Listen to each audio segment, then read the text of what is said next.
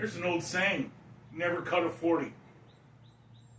I'm telling you, it's a saying. And I never understood why in the past that saying was a for real saying. 1940 has so many different angles to this machine, it's unbelievable. It goes in that way and that way and that way, and I get why they say never cut a 40. So I measured this thing, I don't know how many times when it was sitting out back. I measured and measured and measured and measured. Measured and measured and I measured and I measured. Well, I didn't take one measurement into account. And it turns out to be probably the most important measurement of all of them.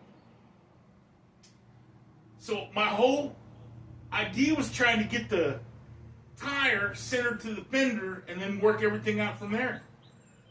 Well, lo and behold, these newer vehicles, they're so freaking compact and so,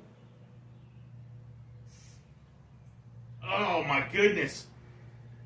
I had to scrap all my measurements and go from the grill back.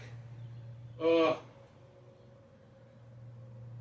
know, when I say it'll be okay, it will be okay. I don't want it to look super stupid. I want it to look like a 40, you know?